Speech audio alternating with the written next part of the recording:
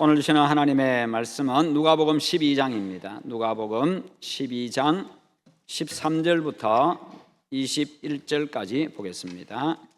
신약성경 115페이지입니다.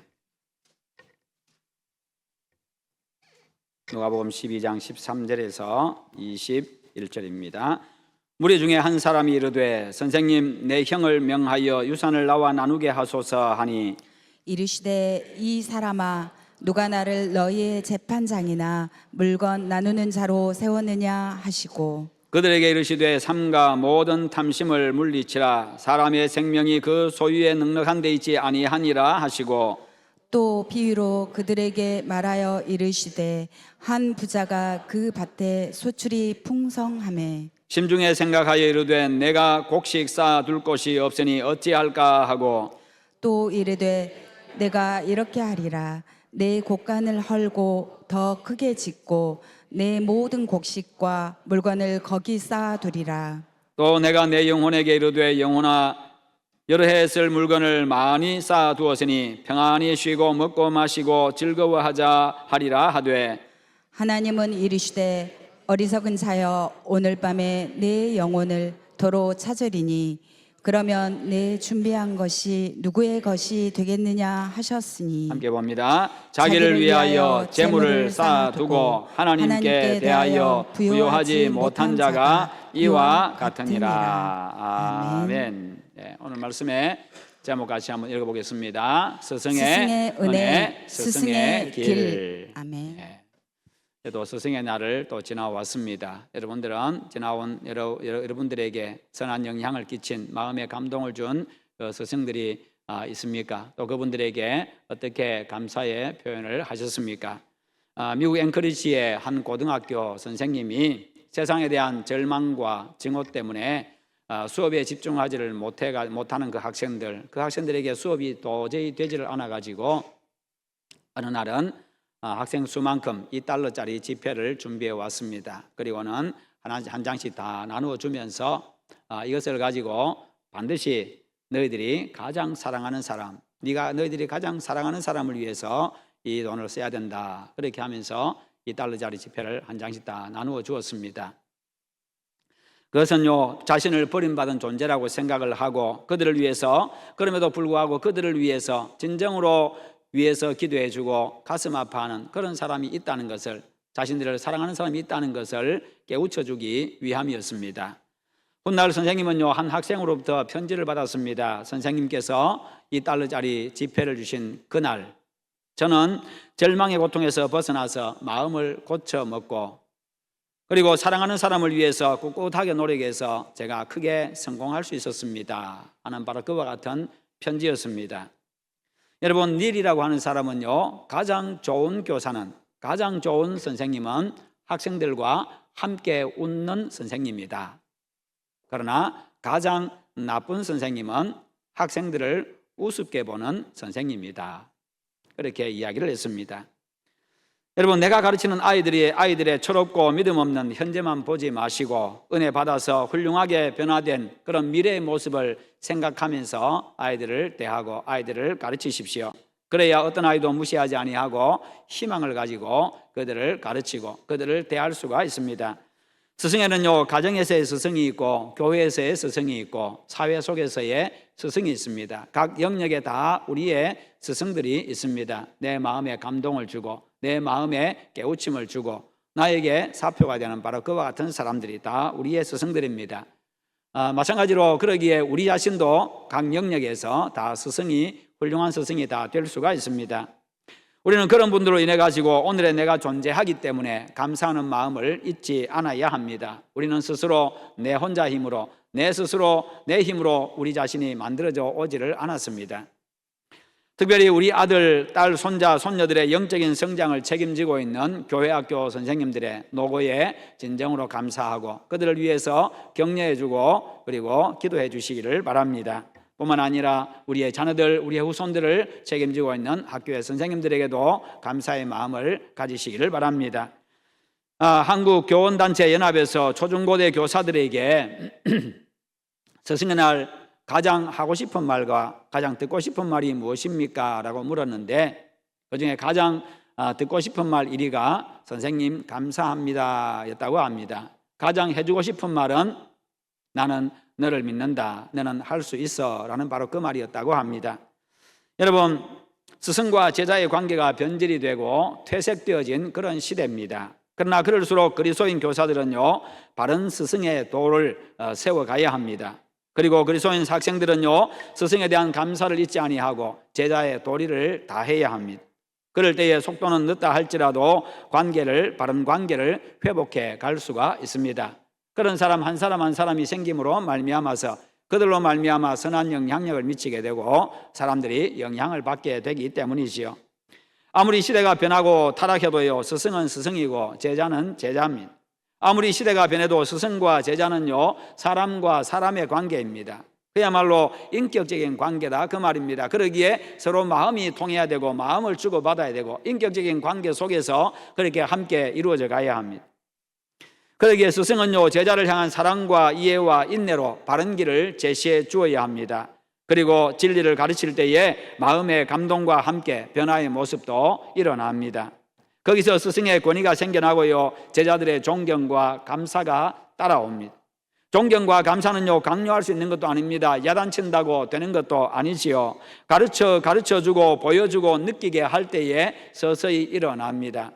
앵커리지 고등학교에 이 선생님이 이렇게 한 것처럼 그들 속에 그런 변화가 일어나는 것이요. 그것이 훗날 그들이 자식을 키워보고 아이들을 가르치면서요, 옛날 스승을 떠올리게 되고 스승의 사랑에 대한 감동과 감사가 나오게 되는 겁니다. 죽기 전에 감사의 말 한마디 듣지 못할 수도 있습니다. 그러나 그것으로서 스승의 책임을 다한 것 아니겠습니까? 그것으로 족한 것 아니겠습니까? 우리가 다른 어떤 개인적인 어떤 기대를 가지고 하는 것이 아니라 그 아이들의 미래에 대한 그 기대를 가지고 가르치고 대해야 합니다. 교사 여러분, 모두들 대단히 수고 많습니다. 참 힘들 겁니다. 세월이 갈수록, 시대가 점점 흘러갈수록요, 참 아이들을 대하는 것 굉장히 힘듭니다. 사고방식이 다 다릅니다. 가치관이 다릅니다. 삶의 방식이 다 달라요. 그러다 보니까 너무너무 다르다 보니까 아이들과 함께 아이들을 가르치고 이끌어가고 지도하는 것 자체가 굉장히 힘이 됩니다. 그만두고 싶은 마음도 종종 들 겁니다. 아니, 자주 들 수도 있습니다. 그러나 여러분의 품에서 교회와 민족과 세계를 책임질 그런 인물들이 자라나고 있습니다. 크게 드러나지 않더라도 삶의 영역에서 선한 영향력으로 잔잔한 감동을 주고 세상을 변화시키고 바르게 이끌어갈 작은 리더들이 여러분들 품에서 자라나고 있습니다. 그러기에 힘들고 때로는 지치기도 하겠지만 여러분, 해볼만 하지 않습니까? 교사나 학생이나 모두 유일한 구원자요 참 스승이신 예수님의 진정한 제자가 되어야 될 사람들입니다.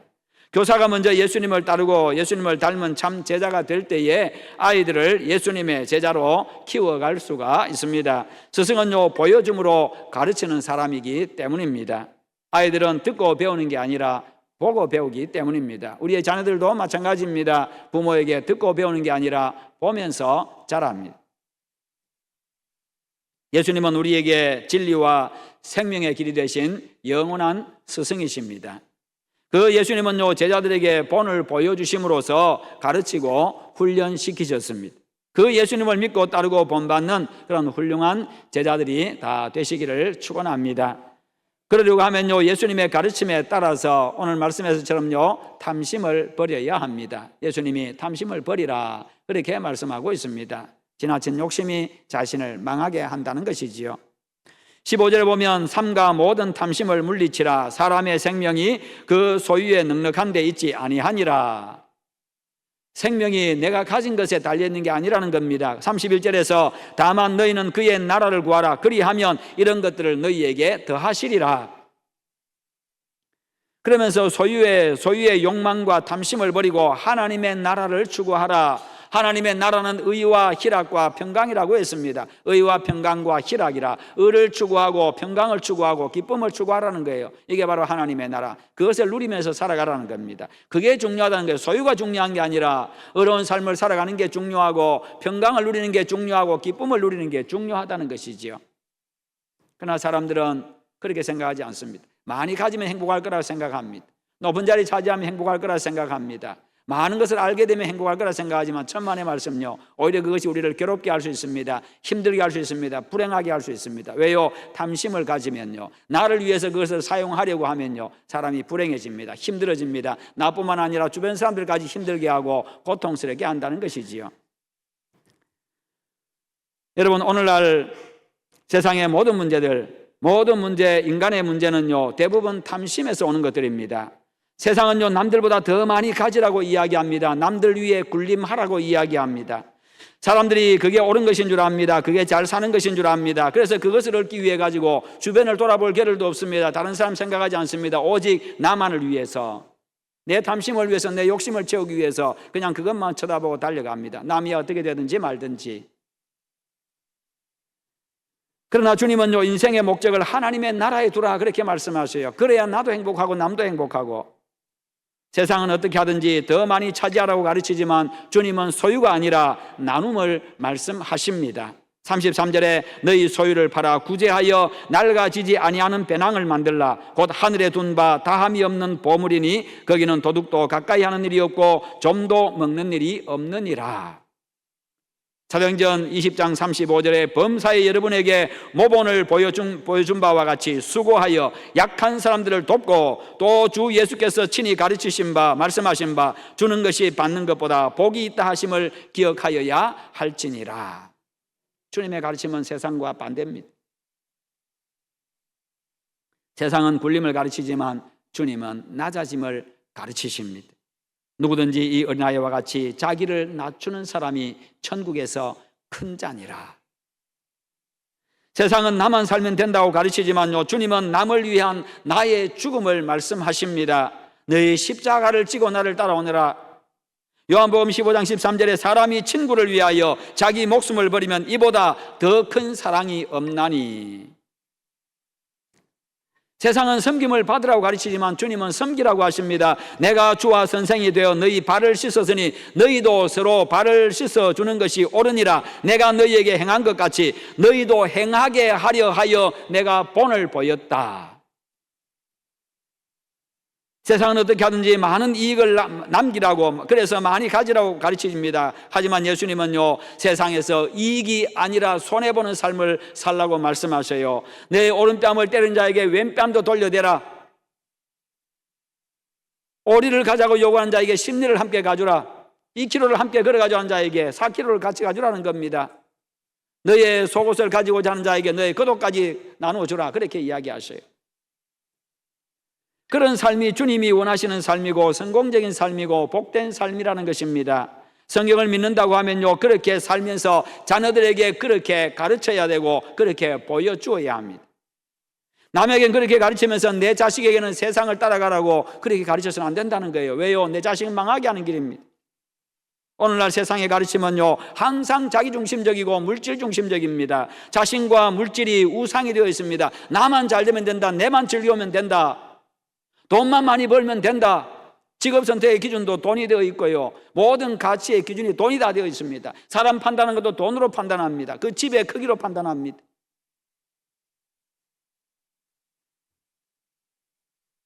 여러분, 그렇습니다. 그러다 보니까 하나님이 계셔야 될 자리에 자기가 앉아 있고, 하나님이 계셔야 될 자리에, 하나님이 섬김 받아야 될 자리에 돈을 올려놓고 돈을 섬기고 있습니다. 결국 망하는 길이지요. 그래서 주님은 탐심을 버리라. 탐심은 우상 숭배다. 그렇게 말씀하십니다. 탐욕스러운 내가 죽고 내 안에 예수 그리스도께서 사셔야 생명이 있고 소망이 있습니다. 탐심을 버려야 그 자리에 하나님이 왕으로 오셔서 왕으로 다스리십니다. 하나님의 다스림을 받으면요, 선한 왕이요, 거룩한 왕이요, 의로우신 왕이요, 전능하신 왕이신 그분의 다스림을 받으면 진정 행복하고 복되고 아름다운 삶을 살아갈 수가 있습니다. 그래야 하나님의 나라를 누릴 수가 있습니다. 의를 누리고 평강을 누리고 기쁨을 누릴 수 있습니다. 예수님은요, 자신을 죽음의 자리에 내어주심으로써 인류를 살리셨습니다. 예수님은 자신을 죽음의 자리에 내어주심으로써요, 죽음으로써 다시 사셨습니다. 예수님은 가장 낮아지심으로 가장 높아지셨습니다. 그 예수님이 우리의 진정한 스승이십니다. 그분의 삶을 본받고 따라가시기를 축원합니다. 우리는 바로 그것을 보여주고 그것을 가르쳐 주어야 합니다. 그래야 세상이 소망이 있습니다. 늘 탐욕적인 인간을 만들어내서는 안 된다는 것이요. 학교에서 가르치는 것이 네 공부 잘해서 좋은 대학 가고 좋은 대학 나와가지고 좋은 직장 가고 돈 많이 벌고 그래서 어쩌자는 거예요. 돈 많이 벌고 잘 먹고 잘 살고 그래서 어쩌자는 겁니다. 그게 인간입니까? 그걸 그렇게만 산다면 인간이겠어요? 인간의 가치를 실현하는 겁니까? 아니잖아요. 짐승도 다 그렇게 살아갑니다. 짐승도 자식 낳아서 먹이고 훈련시키고 혼자 살아가도록 만들고 사냥 잘할 수 있도록 그렇게 만들어가지요. 사람은 거기에 비교할 수 없는 존재잖아요. 우리 전 세대의 그리스도인들이요, 각자의 삶의 영역에서 그렇게 살아갈 때에 우리의 주변도 변화가 될 것입니다. 각자의 삶의 영역에서 말씀의 원리에 따라서 스승의 역할을 잘 감당하려고 하면요, 진정한 스승이신 예수님을 본받아야 합니다. 우리가 다 가정에서의 스승들입니다. 어른들은요, 아이들도 가정에서 스승이 될 수가 있습니다. 우리 학생들도요, 가정에서 스승이 될 수가 있어요. 부모도 아이들을 위해서 자녀들을 통해서 배워야 합니다. 예수님은 우리의 부족함과 연약함을 아십니다. 그리고 이해하십니다. 뿐만 아니라 있는 그대로를 받아주시고 사랑하신 분이십니다. 예수님은 당신의 말씀을 오해한 제자들도요, 당신을 배반한 제자들도 용납하시고 이해하시고 사랑해 주신 분이십니다. 그러므로 교사는 제자들을 사랑과 이해를 바탕으로 가르쳐야 합니다. 학교에서 분유와 건빵을 배급해 주던 시절이 있었습니다. 저도 역시 어릴 때 시골에서 학교 다닐 때에 학교에서 국가에서 배급을 해 주었습니다. 빵을 배급해 주고 건빵을 배급해 주고 분유를 배급해 주고 그렇게 했습니다. 먹고 살기 힘든 시대니까요. 요즘에는 시대가 좋아져 가지고 아이들에게 급식을 해줍니다만 옛날에는 배가 고파서 그렇게 해줬습니다. 아이들이 늘 배가 고파가지고 무엇이든지 한번 실컷 먹어봤으면 좋겠다, 이게 소원이었습니다. 쌀밥 한번 실컷 먹어봤으면 좋겠다, 이게 소원이었고요. 고기 한번 먹어봤으면 좋겠다, 이게 소원이던 그런 시대였습니다. 어느 날 몇 명의 아이들이 학교의 급식 창고 앞을 지나가는데 보니까 문이 열려 있습니다. 그래서 아이들이 몰려 들어갔습니다. 그 창고 안에 들어가서 보니까 분유가 있고요, 건빵이 잔뜩 쌓여 있습니다. 그래서 건빵을 있는 대로 자기 주머니에 잔뜩 집어넣고는 그 다음에 분유가 있으니까 이 가루 우유잖아요. 분유를 가지고 입에 넣었습니다. 먹는데 먹다 보니 급하게 먹다 보니까 이게 가루니까 그 다음 기침이 나오기 시작합니다. 또 전부 다 아주 콜록콜록하고 막 그렇게 합니다. 그런데 하필이면 그때 선생님이 한번 그 앞을 지나가게 되었습니다. 그 소리를 듣고 이게 뭔 소린가 해서 들어가 봤더니 아이들이 입가에 분유를 묻히고 허옇게 해가지고 벌써 주머니는 꽉 차 있고 먹고는 전부 다 콜록콜록하고 있습니다. 그래서 이놈들 날 따라와, 교무실로 데려갔습니다. 아이들은 잔뜩 긴장을 하고 따라갔습니다. 아이들을 세워놓았습니다. 그리고는 선생님이 하십니다. 이놈들아, 그렇게 분유를 급하게 먹다가 취하면 어떻게 할 거냐, 물부터 마시라. 그러면서 아이들에게 물을 한 컵씩 나누어 주는 것이었습니다. 그때 아이들은 생각을 했습니다. 나도 다음에 선생님 같은 사람 되어야지. 나도 다음에 선생님 같은 사람 되어야지. 아이들을 이해하는 마음, 사랑하는 마음, 이게 스승이지요. 이게 지도자의 모습입니다. 사람들을 생각하고 이해하고 사랑하는 그 마음. 여러분, 선생님은요, 내 대신에 물 한 컵으로 그 아이들에게 이해와 사랑을 가르친 겁니다.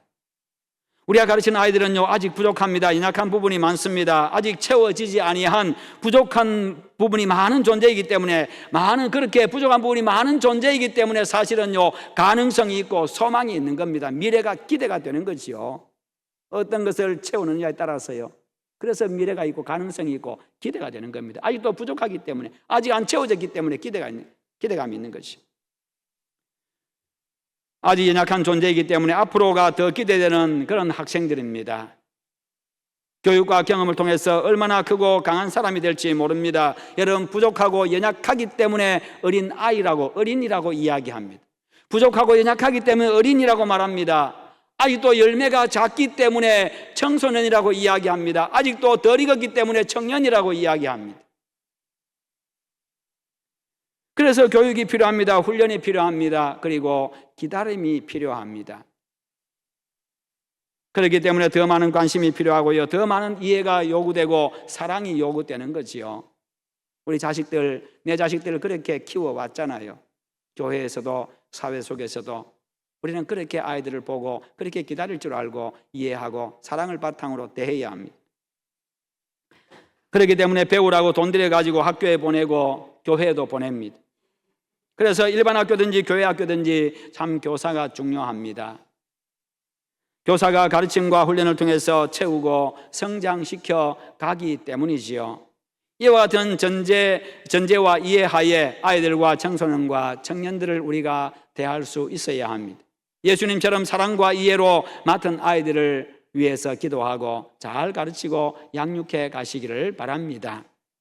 어른들은요, 예수님처럼 사랑과 이해의 눈으로 아이들을 바라보셔야 합니다. 집에서 내 자식 키울 때처럼요. 그럴 때 예수님을 닮은 선생님을 통해서 예수님을 닮은 훌륭한 믿음의 인물들이 탄생할 겁니다. 그리고 교회 교육의 궁극적인 목적은요, 인간을 창조하신 하나님의 목적을 알게 하고 그 목적대로 사는 인간을 만드는 데 있습니다. 인간의 제일 되는 목적은 바로 하나님을 영화롭게 하는 것이지요. 미켈란젤로와 그의 스승 보톨도 지오바니의 이야기입니다. 14살 된 미켈란젤로가 그 당시에 정말 유명한 스승이었던 보톨도 지오바니를 찾아갔습니다. 그의 문화생이 되기 위해서, 그에게 배우기 위해서 찾아갔습니다. 찾아왔는데 그의 재능을 본, 그의 아주 탁월한 재능을 본 이 보톨도가요, 미켈란젤로를 데리고 두 곳을 찾아갔습니다. 한 곳은 술집이었고 한 곳은 예배당이었습니다. 술집 앞에 갔습니다. 술집 앞에 갔더니 그 술집에 들어갔더니 그 집에요, 그 술집 안에 아주 아름다운 조각상이 있었습니다. 그래서 그 모습을 보고 미켈란젤로가, 야, 조각이 참, 선생님 참 아름답고 아주 훌륭합니다, 그렇게 이야기했습니다. 그러자 보톨도 지오바니가 이야기합니다.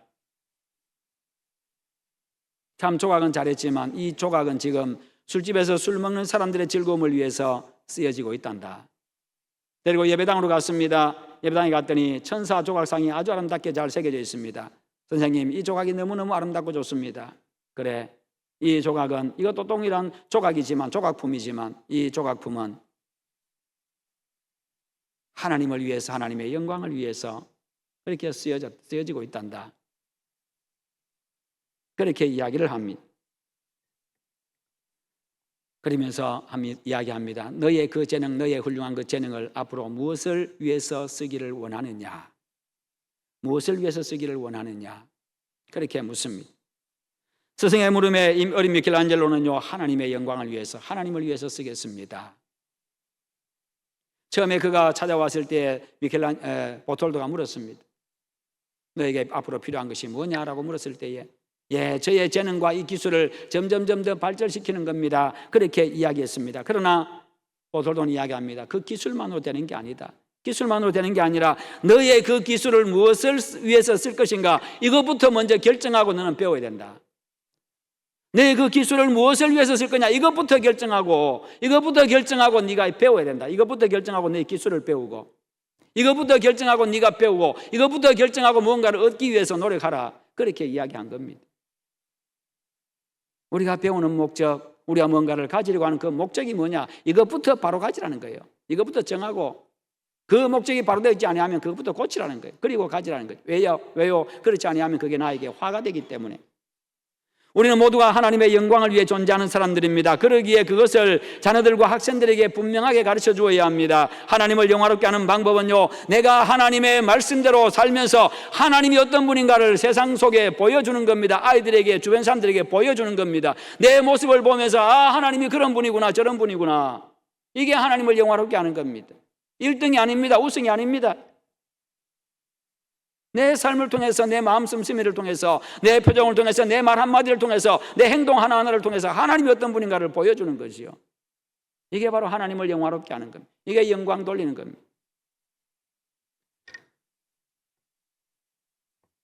그래서 바로 말과 성품과 인격과 행동을 통해서 예수님 닮은 모습을 우리 어른들이 보여줄 때 아이들에게, 학생들에게, 청년들 앞에서 교사가 하나님을 영화롭게 하는 겁니다.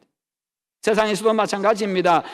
아이들은요, 이런 교사를 통해서, 이런 우리 어른들을 통해 가지고요, 하나님을 영화롭게 하는 방법과 삶을 배우게 되는 겁니다. 말씀대로 살아가며 세상을 이기고 변화시키고 살리는 그런 믿음의 용사들이 여러분의 손을 통해서 여러분의 자녀들에게서 많이 배출될 수 있기를 축원합니다. 그 일에 기쁨으로 최선을 다해서 헌신하는 교사 여러분의 삶에 하나님의 크신 은혜와 평강이 늘 함께 하시기를 축원합니다. 여러분의 노고에 진심으로 감사하고 진심으로 존경을 표합니다. 너무너무 귀하신 분들, 참 힘들지만 그럼에도 불구하고 꿋꿋하게 주일마다 그 자리를 지키는 여러 교사들 진심으로 감사드립니다. 수고하는 우리 교사들 위해서 우리 학생들은 감사의 마음을 담고 우리 모든 교우들은요 그들을 위로하는 거 격려하는 마음으로 우리 박수 한번 하겠습니다.